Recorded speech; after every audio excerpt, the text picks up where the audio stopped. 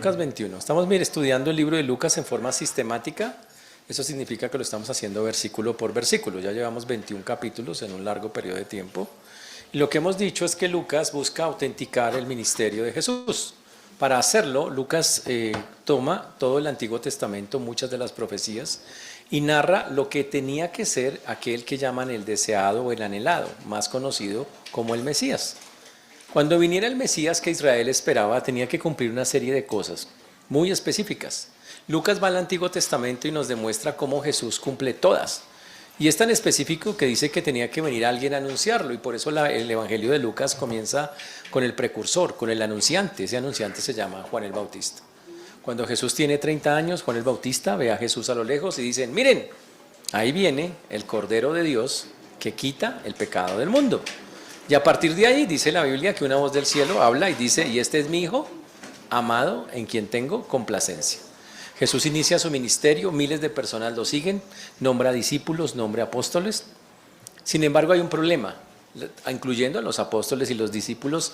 Todavía ellos no creen que realmente sea el Mesías, hay una duda en su corazón. Cuando Jesús ve esa incredulidad, a pesar de que Él ha demostrado que tiene poder sobre la naturaleza, poder sobre las enfermedades, poder sobre el mundo espiritual, y a pesar de eso, cuando ve eso, el Señor dice: ya no voy a enseñar más de la manera como lo vengo haciendo. Y cambia su enseñanza a parábolas. Y por eso todos los evangelios tienen tantas parábolas, porque Jesús dijo: esa es la manera ahora de enseñar, para que solamente los que tengan un corazón para mí puedan comprender las verdades. Y empezó a predicar, y así hemos estudiado muchas parábolas hasta este momento. Ahora Jesús sigue con su ministerio, ya estamos en la última semana. Esta es la semana en que Jesús está entrando a Jerusalén. Entra el domingo que la gente llama el Domingo de Ramos, pero no es un domingo, es un lunes.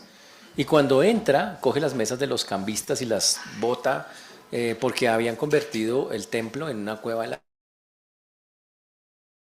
Y muy enojado, indignado, tiene un celo divino, limpia el templo, así se llama en la Biblia el asunto que hizo, limpia el templo. Y lo que hace, tristemente al tiempo, es que los líderes religiosos se enojan todavía más. Ya lo odiaban a Jesús por lo que venía haciendo, pero ahora dice: este hombre es terrible, hay que matarlo. Y empiezan a buscar cómo apresarlo para entregarlo a los romanos o para que caiga en la justicia de ellos. Le hacen una serie de preguntas capciosas a ver si cae. Jesús nunca cae. Al contrario, la Biblia dice en todos los capítulos que hemos estudiado que estos hombres salen humillados porque nunca tienen cómo responderle de una manera correcta, genuina al Señor. No logran hacerlo de la manera que el Señor dice que debe hacerse. Entonces, el Señor finalmente, viendo eso, da un último discurso de arrepentimiento a ellos, diciéndoles: ustedes van a hacer esto, yo voy a hacer esto, a ver si con eso caen en cuenta que Él lo sabe todo. Y ni aún así, ellos siguen en su posición, tanto los escribas, los fariseos y los grupos políticos de los herodianos siguen atacando a Jesús. Ya Jesús está saliendo del templo en esta escena que nosotros estamos mirando en Lucas. Jesús ya sale del templo, Jesús ya literalmente ya no va a dar más discursos. Pero mientras va saliendo, los discípulos de él ven las piedras del templo muy bonitas. El templo estaba en plena reconstrucción. Dicen que tan chévere todas esas piedras y tan bonitos. Y él le dice que no alaben tanto eso, porque no quedará piedra sobre piedra. Dice: ¿cómo así que no va a quedar piedra sobre piedra?, preguntan los discípulos. ¿Cuándo va a ser eso? Y los discípulos empiezan a hacer unas preguntas la semana pasada que estamos solucionando en este momento. Esas preguntas están en los primeros versículos de Lucas, en el capítulo número 21, versículo 7. ¿Cuándo será esto? O sea, que el templo no seguirá más, el regreso del Señor. ¿Y qué señal habrá cuando estas cosas estén para suceder? Y el Señor la semana pasada nos dijo: mire, antes de que pase todo eso que está profetizado, tiene que, no se deje engañar, van a venir muchos en mi nombre, pero no es el tiempo. Van a oír de guerras, rumores de guerras, va a haber de plagas, de cosas impresionantes, nación contra nación, reino contra reino, hambres, pestilencias y sobre todo señales en el cielo. Y dice: pero aún así, todavía no es el fin. Esas cosas son solo el preámbulo del regreso del Señor. Y por eso hoy vamos a comenzar en el versículo número 12. Lucas 21, 12. Oremos por un momento. Señor Dios, te damos gracias por este tiempo, por lo que nos vas a enseñar el día de hoy. Ayúdanos que nuestros corazones estén dispuestos, pero más importante, Señor, a expresar con claridad tu palabra, a hacerlo de una manera que te glorifique y que te exalte. Honor y gloria sean dadas al Rey de Reyes y Señor de Señores. Amén y amén. Dice el texto: pero antes de todas estas cosas os echarán mano y os perseguirán y os entregarán a las sinagogas y a las cárceles y seréis llevados ante reyes, ante gobernadores por causa de mi nombre. Otra de las cosas que tiene que pasar antes de que el Señor regrese o que todos estos acontecimientos que Él ha profetizado ocurran, tiene que ver con que hay un evento puntual que tiene que ver con el sufrimiento o lo que van a vivir aquellos que estén en Cristo. Dice, así por encimita leemos que los van a perseguir, entregar en sinagogas, cárceles, y está hablando específicamente en el contexto de judíos que se convierten al cristianismo. En la época de Jesús, cuando una persona se convertía al cristianismo, era atacada inmediatamente, la familia lo echaba, la familia lo desheredaba, usted ya no tenía derecho a la herencia, no tenía... Y le decía, mejor dicho, usted no conocemos, yo no sé quién es usted. Y lo sacaban por haberse convertido al cristianismo. Hoy en día, usted dice, menos mal que ya eso bajó harto. Va a haber una época donde ser cristiano va a ser de las cosas, pero hoy todavía hay persecución, hay que dejar eso claro. Usted si todavía mira, la yihad islámica busca matar cristianos, es normal hacerle, y se caracteriza por decapitarlos, que esa es la forma en que ellos lo hacen. Y solo por una razón, porque son cristianos. Usted dice, ¿es tan fea el asunto de ser cristiano? Y yo le pregunto, ¿no lo ha vivido usted? ¿El hecho de ser cristiano no lo ha molestado? ¿No lo han molestado por ser creyente? Solo para hacer un ejemplo de un ejercicio de cómo funciona eso, yo recuerdo que varias veces he escuchado personas que dicen, voy a dejar de tomar, y yo sé que yo puedo en mis fuerzas, voy a poner toda mi voluntad, todo mi empeño. Y la gente que le dice cuando la persona dice, chévere, ánimo, tú puedes. Pero cuando la persona dice, voy a meterme con Cristo para que me ayude, me saque adelante, me quite la borrachera, y que dice, ¿usted qué se va a meter a eso? ¿Qué le pasa? ¿Y por qué? Todo religioso, todo. Mientras no nombre a Cristo, las personas me van a apoyar. Pero cuando nombro a Cristo, increíblemente, hay un ardor. La gente, un rebote de las personas, porque solamente estoy incluyendo al Señor en el asunto. Eso no es nuevo, siempre ha pasado y pasó desde los tiempos bíblicos. Por eso en el texto, recuerden, los judíos en ese momento de la historia, eso incluye a los que estaban ahí, creían que la venida del Señor era específicamente en ese mismo tiempo. Ellos decían, el Señor va a regresar ya mismo, mientras estemos vivos regresará. Pero el Señor no les dijo eso. Es más, en una parábola que estudiamos acá, el Señor les dijo, no, yo me voy a ir, pero después vuelvo, pero volveré, diciéndoles que iba a pasar un espacio de tiempo, habiendo ya aclarado eso. Ahora, lo interesante es que el Señor nunca mintió respecto a todas las verdades que estamos viendo acá. En la Biblia dice que en Juan 16:33, por favor, Juan 16:33.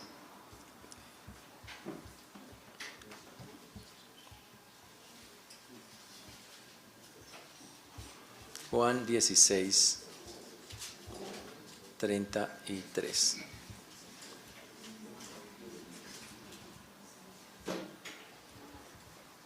Estas cosas os he hablado para que en mí tengáis paz. En el mundo tendréis aflicción, pero confiad.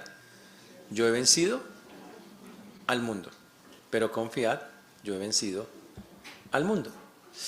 El Señor advirtió a todos los seres humanos que estén en su camino, que es normal que en nuestra vida cristiana tengamos algo que se llaman aflicciones. ¿Qué es una aflicción? Algo que me produce un dolor. Una aflicción es algo que me dobla, la palabra literalmente está enfocado en algo que dobla mi corazón o mi alma o mi espíritu, algo que necesariamente es fuerte.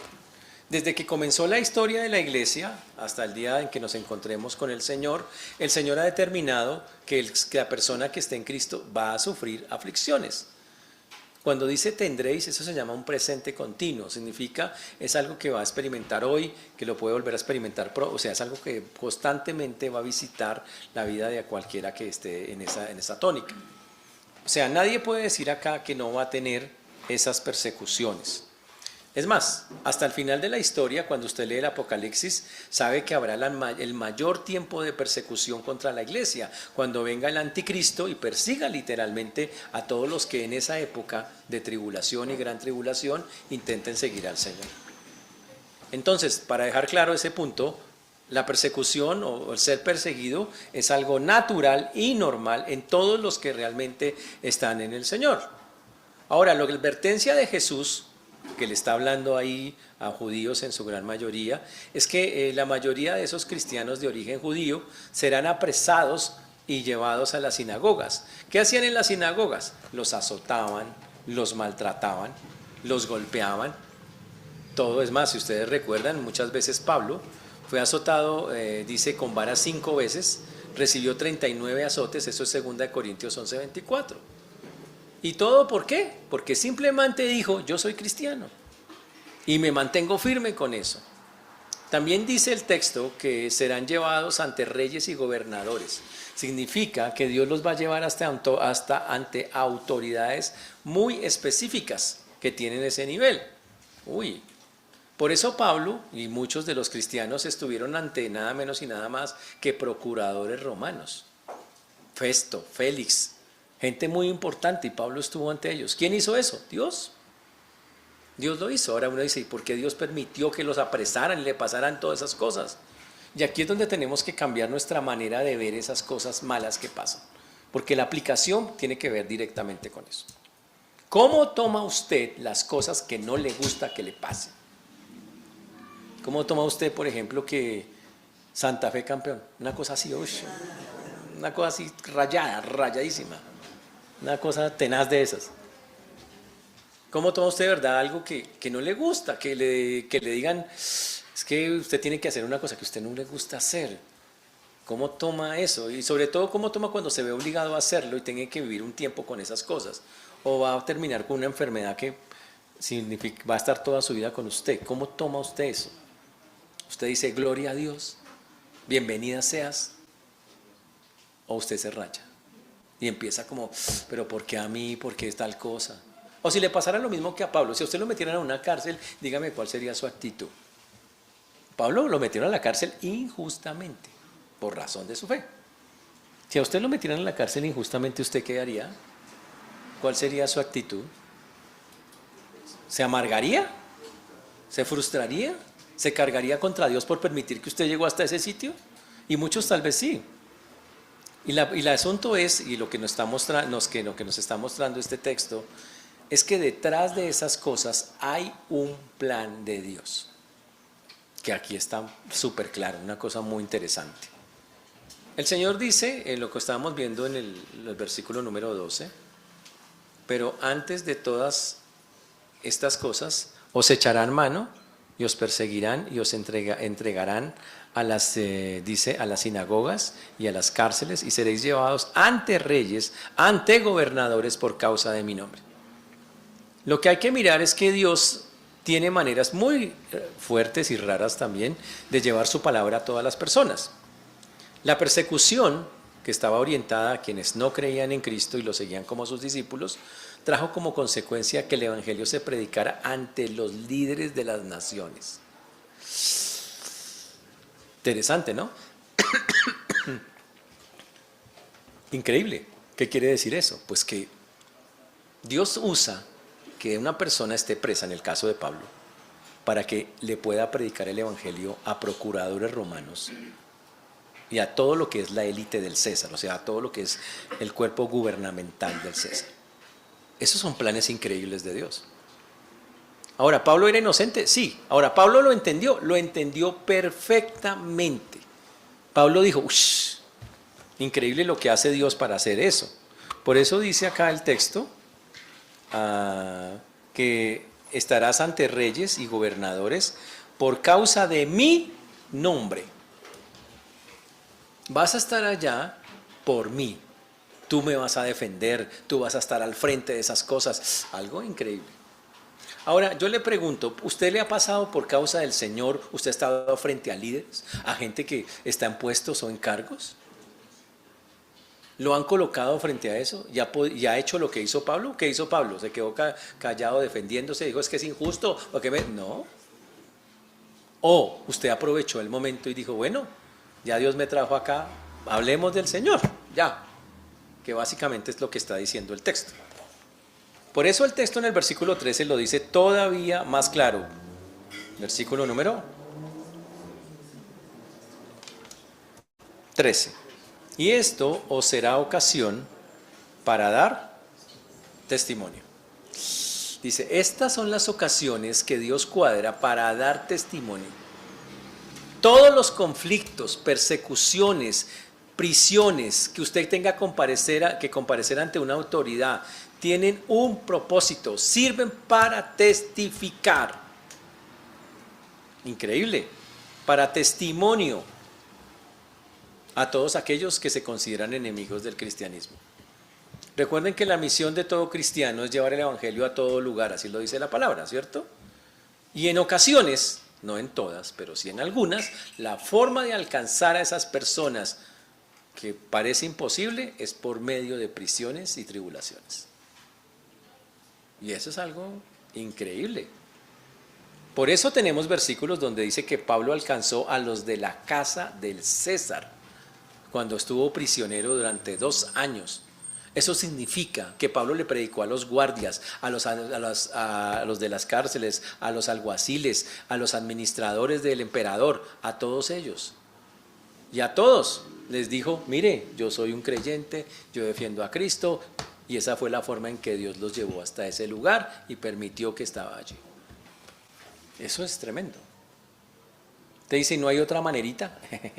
Hay muchas maneras, pero Dios es soberano en escoger la forma en la cual quiere que nosotros llevemos el evangelio. Los que estamos siguiendo al Cristo, al Maestro, nosotros podemos ser objetos de persecución y la respuesta es sí. ¿Listo? La Biblia lo dice muy claramente, por supuesto que puede pasar. Es más, les tengo un versículo, así como dice, te lo dedico, 2 de Timoteo 3:12. 2 de Timoteo 3:12. Dice ahí, y también todos los que quieren vivir piadosamente en Cristo Jesús, ¿qué dice ahí? Padecerán persecución. Usted dice, pastor, ¿y si nadie me persigue? Entonces yo le pregunto, ¿usted está viviendo piadosamente? Porque si vive piadosamente, seguro de vez en cuando le pegan su perseguida.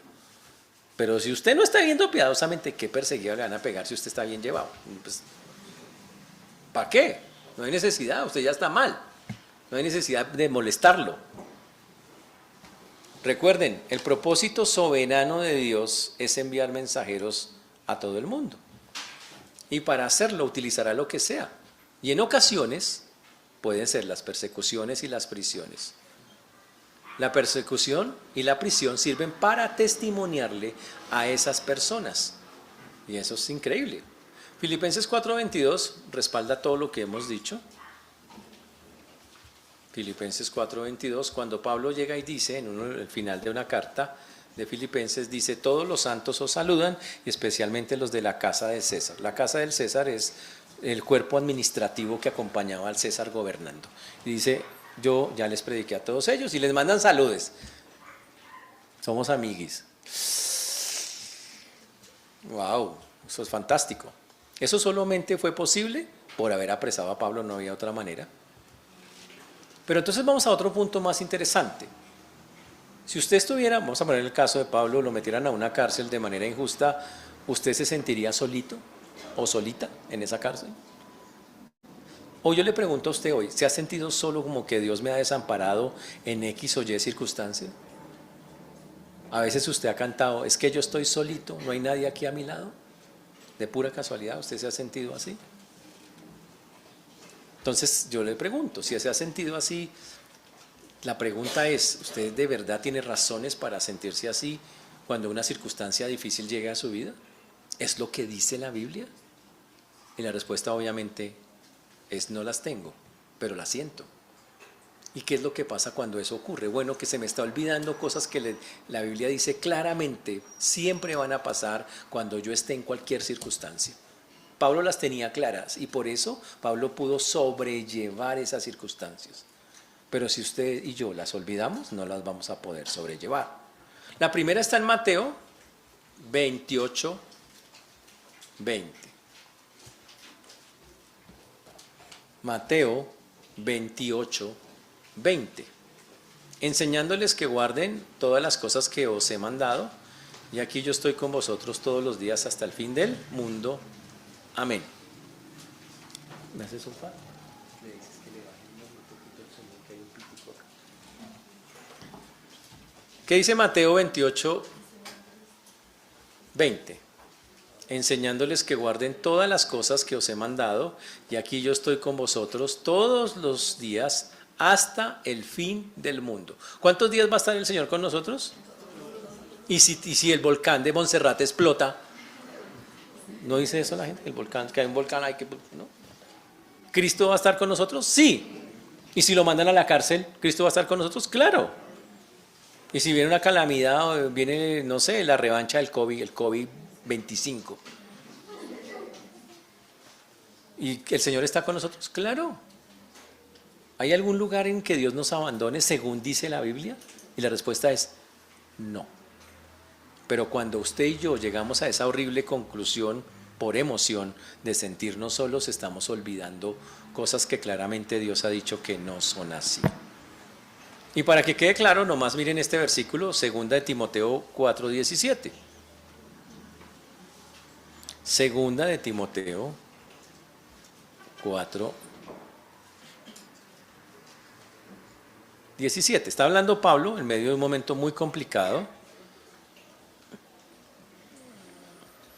Y Pablo lo expresa con estas palabras. Dice Pablo, pero un momentico lo colocamos otra vez acá. Pero el Señor estuvo a mi lado y me dio fuerzas para que por mí fuese cumplida la predicación y que todos los gentiles oyesen. Así fui librado de la boca del león. Y el Señor me librará de toda obra mala y me preservará para su reino celestial. A Él sea la gloria por los siglos de los siglos. Y Pablo está hablando de lo duro que fue estar en prisión, pero dice, el Señor estuvo a mi lado. Y el Señor me dio fuerzas en medio de eso. Y eso es algo que todo creyente, todos nosotros tenemos que creer. El Señor está en medio de su dificultad. No se sienta solo o sola, porque no es posible. El Señor está ahí con nosotros. Y a veces las personas se sienten desamparadas, pero recuerde, por alguna razón estamos ahí. Para Pablo, él tenía que estar ahí y con eso llegar a los gentiles con el Evangelio. Y la experiencia fue fantástica para él.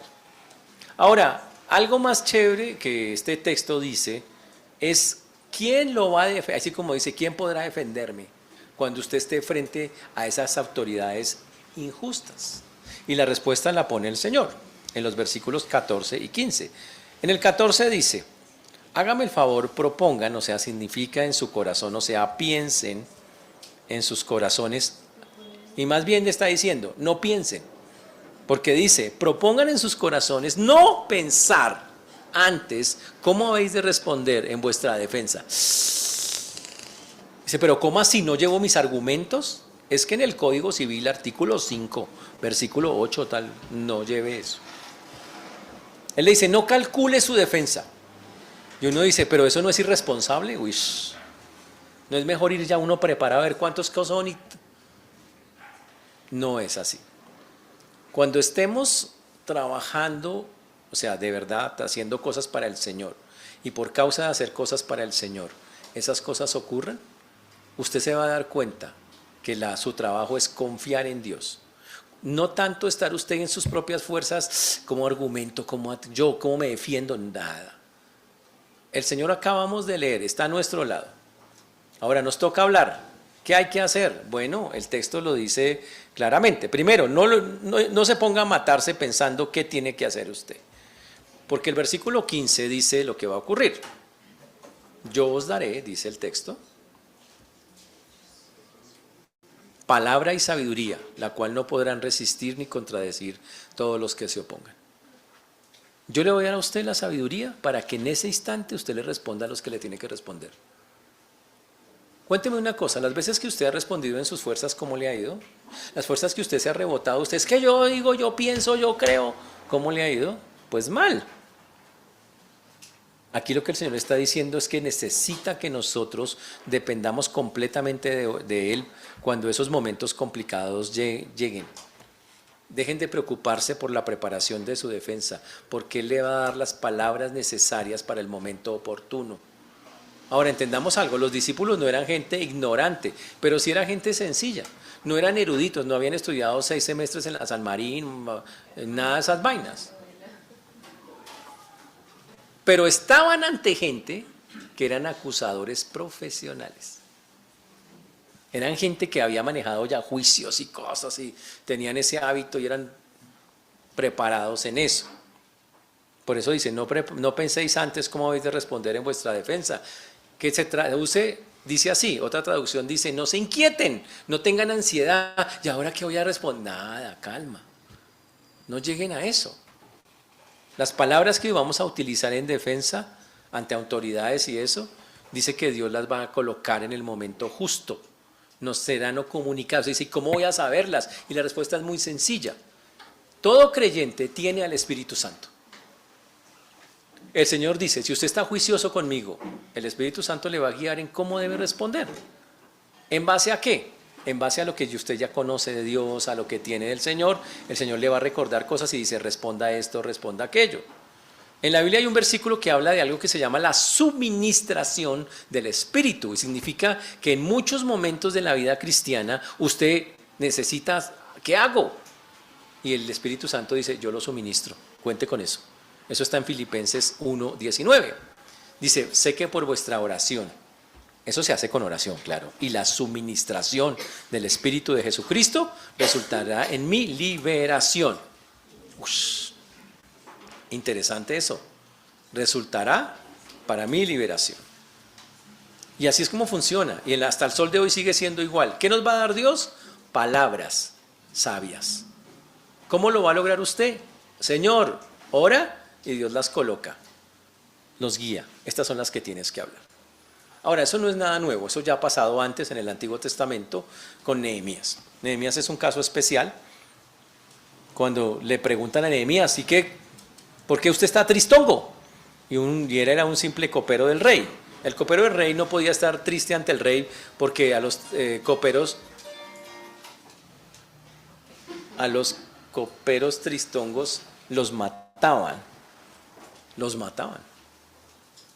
Pero tenía tristeza por su nación. ¿Y sabe qué hizo Nehemías? Dice la Biblia, que oró en su cabeza. Dice, ¿qué hago? Y habló. Dios lo guió. Y le dijo, esto es lo que tenía que decir. ¿Y el rey qué hizo? Le concedió todo lo que pidió. Señores, estábamos hablando de la confianza en Dios. Básicamente el Señor está cumpliendo algo que la Biblia dice en Juan 16:14. Jesús dijo, yo tomaré de lo mío y lo haré saber. Dios nos va a dar lo que Él tiene a través del Espíritu Santo. Cuando estemos en momentos complejos. Por eso la Biblia dice que el que esté falto de sabiduría, pídala a Dios, el cual dará abundantemente y sin reproche. Cuando una persona empiece a defenderse bíblicamente, nada le puede hacer frente. Nada. Ahora, las personas que los escuchan se pueden ofender mucho, ya ha pasado en la Biblia. Por ejemplo, una persona que le pasó eso se llamó Esteban. ¿Lo conoce? Hechos 6:10. ¿Qué le pasó a ese muchacho?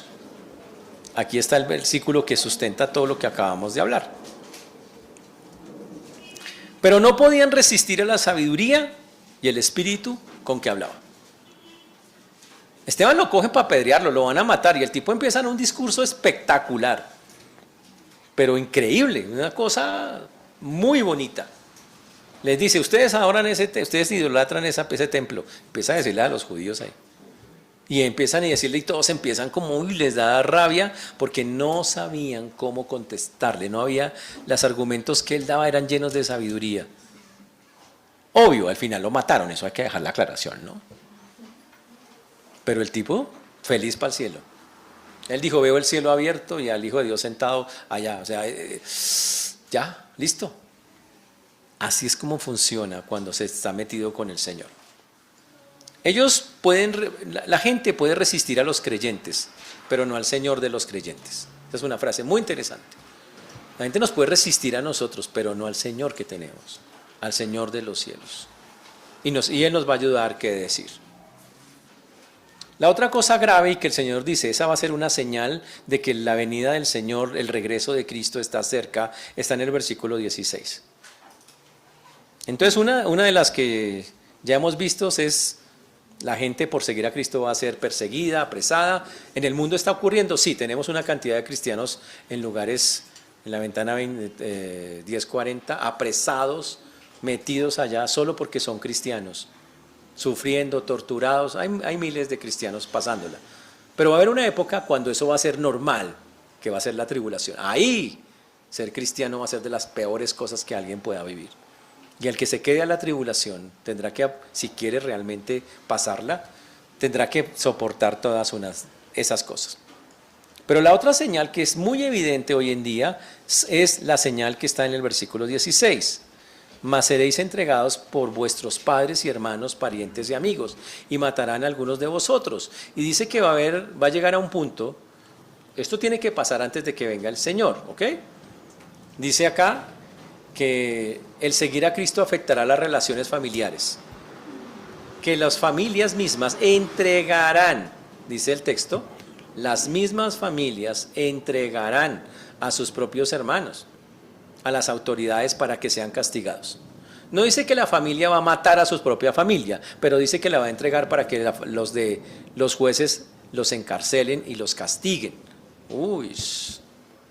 Y ahí viene la parte interesante, ¿no? Uno no esperaría que la familia le hiciera eso, pero eso es lo que va a pasar. O sea, el nombre de Jesús va a ser tan odiado que mi familia misma me va a llevar ante autoridades judiciales para que me enjuicien por seguir a Cristo. ¿Ya estamos en esa época? En algunos lugares sí, pero cuando esto se popularice, sea todavía más grande, ya estamos muy cerca de que eso ocurra. ¿Es un odio religioso? Pues el contexto tiene que ver con el testimonio del Evangelio. Entre sí. Ahora, uno no se debe extrañar de que los hermanos ataquen a los hermanos. La Biblia comienza con un ataque de un hermano a otro, con una quijada de no hay quijada, simplemente lo mató. Caín mató a Abel. Ya dijeron, ya estaban ustedes a punto de decir una burrada, pero no la dijeron. Menos mal que no la dijeron. Pero el punto es, desde el principio hemos visto que la enemistad en el corazón del hombre puede ser tan grande que puede matar a su propio hermano. Así que lo que dice acá, que lo va a entregar, que los amigos, los parientes, los más cercanos van a entregar, claro, esto es normal. Y todo por una sola cosa, ¿cuál? Simplemente porque yo creo o confío en Cristo como Salvador. Porque lo digo y lo defiendo. Los lazos de afecto van a ser rotos y significa que el amor, el afecto hacia el prójimo cercano se va a ir rompiendo. ¿Estamos viendo eso hoy? ¿La pérdida del afecto hacia el cercano? La respuesta es sí. Poco a poco la sociedad está dividiendo. Hoy tenemos una generación de hombres y mujeres autosuficientes. Yo no necesito de ti, tú no necesitas de mí. Vive tu vida y déjame vivir la mía. Y para explicar eso, en otros términos, nos toca hablar de algo que se llama el afecto natural. ¿Saben qué es eso? Perdón. El afecto natural es el afecto que normalmente los seres humanos deberíamos tener unos por otros. Ejemplo, el afecto natural de una mamá por un bebé que tiene en el vientre. ¿Qué dice la Biblia? Que en los últimos días ese afecto natural se pierde. ¿Qué más dice la Biblia? Que por el mundo y todas las cosas que están pasando, el amor de muchos se enfriará. Y está hablando de algo que es vivo, que es real y que está ocurriendo y ya lo estamos viendo. Hoy tenemos una sociedad que trata de hacer a la persona individual. Nada de acercarse, nada de amar, nada. Y por eso la Biblia denuncia que en los postreros días habrá hombres y mujeres sin afecto natural. Por eso hoy en día, sin afecto natural, las mujeres matan a sus hijos en los vientres, sin ningún problema. Y eso sin afecto natural. Así que estamos ante eso. Cada año los abortos siguen creciendo y eso es algo que la humanidad está viviendo. Hoy, no se case, no tenga relaciones estrechas, más bien esté ahí un rato y ya se cansó, chao, nos vemos, sin afecto natural. O sea, no crea afectos, porque esta es una técnica literal, satánica, que está en el mundo actualmente. Pero eso es propio de lo que estamos viendo acá. Es lo que estamos viendo, la ruptura de las relaciones. ¿Qué lo rompe? ¿Cristo qué quiere? Que nos unamos en Cristo. Pero el mismo mundo usa a Cristo para dividirnos. Dice, si usted sigue a Cristo, yo no me meto con usted. Y lo cogen como excusa para llegar y... Pues lo cual es terrible. Es más, algunos morirán a manos de sus propias familias. Es lo que estamos diciendo acá. ¿Ya pasó esto? Sí, en los tiempos bíblicos muchos fueron ejecutados por ser cristianos. En los tiempos de los emperadores romanos, recién Cristo murió, pasó. Murió Esteban, murió Jacobo, pero vuelvo y repito, todo esto es un asunto que es una profecía del Señor que tiene un cumplimiento. En ese tiempo una parte, pero el cumplimiento más grande es cuando llegue el tiempo del Apocalipsis. Ahí ser un cristiano va a ser un reto impresionante, donde muchos van a morir literalmente por defender el nombre de Cristo. Por eso dice el texto en el versículo 17, y seréis aborrecidos por causa de mi nombre. Aquí está. Seréis aborrecidos por causa de mí. ¿Qué significa aborrecidos? Aborrecidos es una palabra bien fea, porque aborrecido significa una palabra que usted ve eso y le dan ganas de vomitar. Es un odio visceral, lo llamaríamos hoy así. Usted ve a la persona y dice, usted es cristiano. Y me da una piedra solo que usted, o sea, es un asunto, una aversión total. Es ese odio por una razón, la lealtad al nombre de Cristo. Ahora, ¿cuál es el asunto? Si usted lee bien el texto, ahí dice, y seréis aborrecidos por un poquito de gente. No, él no dice eso, por todos. Señores, el mundo vamos hacia eso. Jesús lo dijo claramente, el que no es conmigo, es contra mí.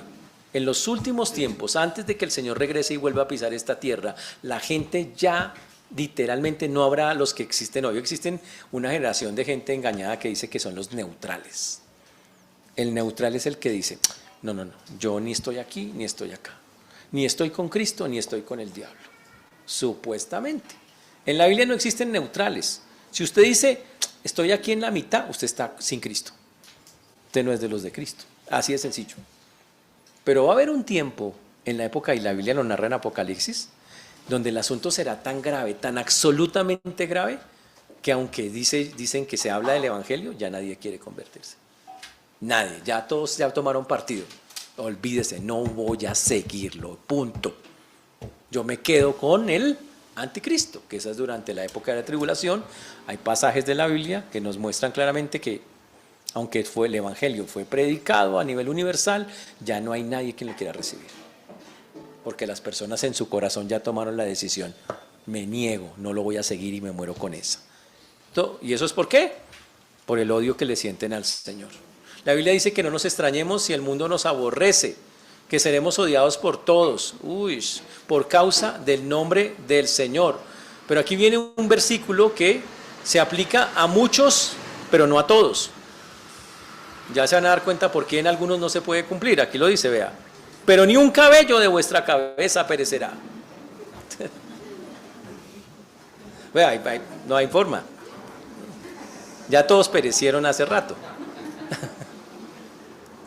Y entonces la Biblia dice que la confianza de esas personas que están en Cristo es que no sufrirán ningún daño. Que Dios tiene tan detallado lo que tenemos y lo guarda y lo cuida tanto que ni siquiera uno de los cabellos que tenemos va a perderse en medio de esas circunstancias. Eso es algo increíble. Y está hablando el Señor y está garantizando que eso es así. El Señor dice que todos nuestros cabellos están contados, en Mateo 10:30 lo dice, ahí dice. Pero también dice el Señor que en medio de cualquier circunstancia, y este es un versículo que ojalá todos tengamos claro porque es el que se aplica directamente en la práctica a nuestra vida. En el Salmo 91, 14 al 16. Salmo 91, 14 al 16. Voy a ponerlo ahí en pantalla. Espectacular el versículo, la verdad, muy fuera de serie el versículo. A ver si sale. Salmo 91, 14 al 16. Por cuanto en mí ha puesto su amor, yo también lo libraré. Cuando una persona ama a Dios, le pondré en alto por cuanto ha conocido mi nombre. Lo eleva, lo pone en lugares de autoridad. Me invocará y yo le responderé. Con él estaré yo en la angustia. Lo libraré y le glorificaré. Lo saciaré de larga vida y le mostraré mi salvación. Ese es Dios. Cuando una persona depende y confía plenamente en Él. Eso es lo que el Señor promete. Y ojo, usted puede ser a los ojos del mundo una persona insignificante, aún a los ojos de sus propios hermanos en Cristo, pero no pasará desapercibido para Dios si su compromiso con Dios es fiel. Si usted es fiel, Dios nos tendrá en cuenta. Y hay un versículo que yo no lo había visto nunca. ¿Qué tal si usted encontrara un versículo de esos tipo novela que Dios le dijera a usted, nunca me olvidaré de ti? Uy, súper, ¿sí o no? Pues se lo tengo. Isaías 49:15. Isaías, vamos a otro versículo, Isaías 49:15. Después del Salmo 91, 14 al 16, vamos con Isaías 49:15. Vean esta belleza. ¿Se olvidará el hombre de la mujer que lo dio a luz, o sea, de su mamá, para dejar de compadecerse del hijo de su vientre? Aunque olvide ella, yo nunca me olvidaré de ti. Tremendo, muy chévere, muy bonito. La promesa de Dios jamás, ojo, solo hay una condición, fidelidad.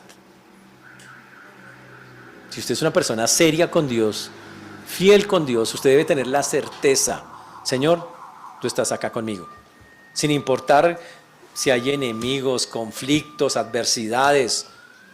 Porque como lo dice la Biblia también en un texto que usted conoce mucho, de Romanos 8:39, no hay nada que nos separe del amor de Dios. Absolutamente nada. Ni lo alto, ni lo profundo, ni ninguna otra cosa creada nos podrá separar del amor de Dios, que es en Cristo Jesús, Señor nuestro.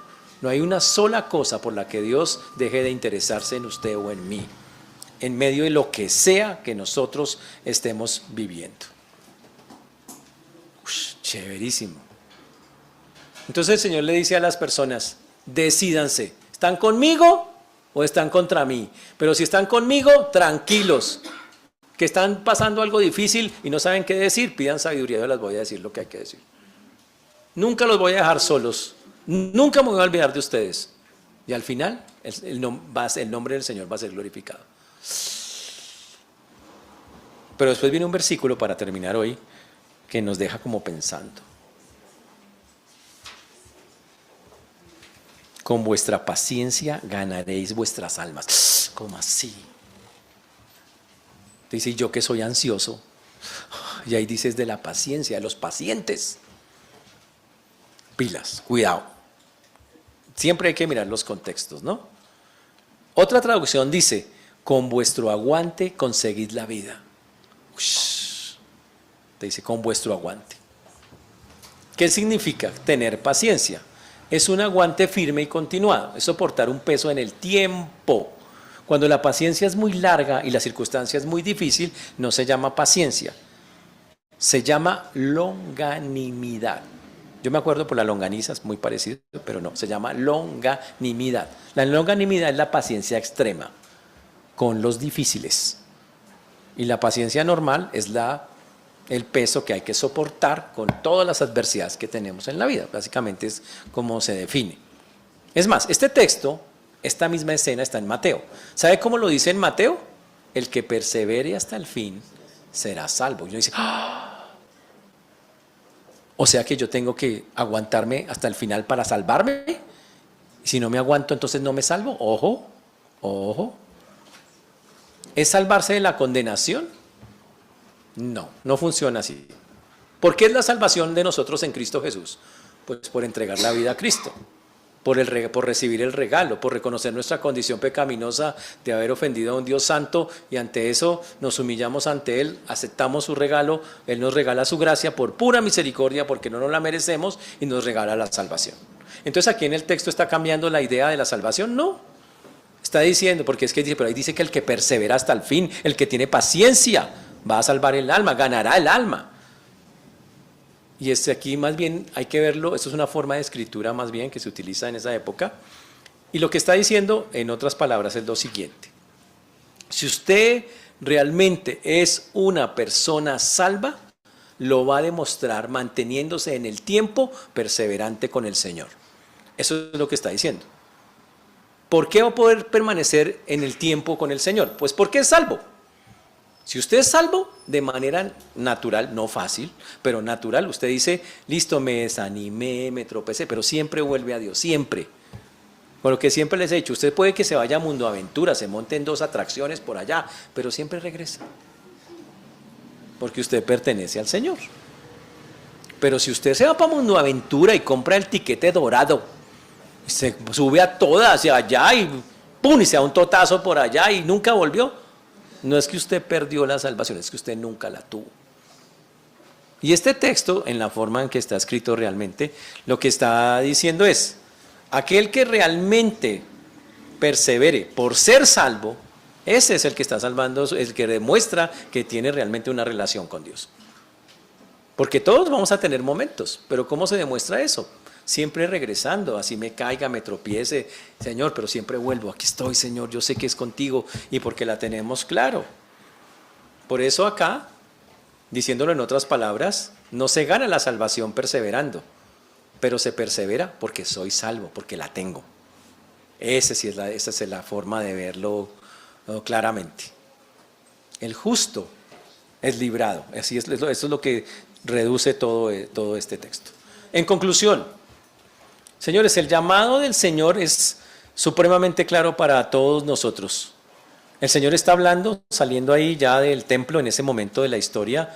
Él está saliendo del templo, pero da esa tremenda lección diciendo, vienen una serie de acontecimientos para la humanidad que van a ser señales, eventos, que cuando usted los vea, esté atento, porque significa que el tiempo del regreso del Señor está muy cerca. Ahora, estos acontecimientos, algunos se han dado ya en épocas de la historia, pero la Biblia está hablando cuando se den masivamente, y ya vamos hacia allá. Para mí es muy evidente que, por ejemplo, el del afecto natural está creciendo. La pérdida del afecto natural es una cosa que va en su vida de una manera impresionante. La muerte cada vez más grande, casi sin remordimiento, de matar niños en los vientres, es una de las formas de demostrar que el amor de muchos se está enfriando. El amor hacia otros ya, ese cuidado natural que alguien tenía uno por otro ya no importa. ¿Por qué? Por la cultura, todo eso hace que sea normal no tenerlo. Pero señores, esa es una advertencia para nosotros. Pero por el otro lado, la Biblia dice, señores, no tengan miedo de lo que venga. Tengamos una tremenda confianza. Y si Dios tiene a bien utilizarlos a ustedes delante de personas complejas, difíciles, complicadas, recuerden, ustedes no son los que van a hablar, es el Señor a través de su Santo Espíritu quien va a poner las palabras adecuadas. Y no les voy a decir que van a salir libres de todas esas cosas, porque pueden que hasta mueran, pero recuerden cuál es el principio bíblico, quién es el que al final tiene que salir ganando: Dios. Si Dios gana, así yo me muera, estuvo hecho el asunto perfecto. Así es como funciona. Si encima de que Dios gana, yo salgo libre, gloria a Dios.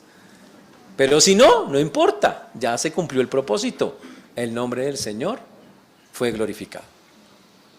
Ahora, ¿qué otras señales hay? La próxima semana veremos la otra tremenda señal, una señal muy compleja que muestra ya que estamos muy cerca del retorno del Señor Jesucristo.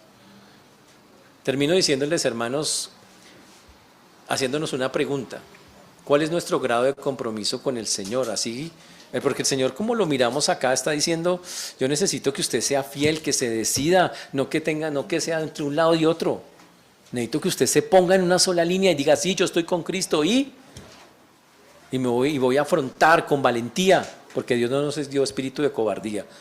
Voy a afrontar con valentía cualquier cosa y reto que Dios me ponga mientras le sirvo a Él. ¿Estamos claros? Hermanos, que el Señor nos ayude y que cuando nos toque enfrentarnos a esas realidades, nosotros seamos valientes como el Señor nos pide que lo seamos. Amén. Pongámonos de pie, vamos a orar. Señor Dios, te damos gracias por todo lo que haces. Gracias por tu mano preciosa y maravillosa. Gracias por tu guía, que es única y especial.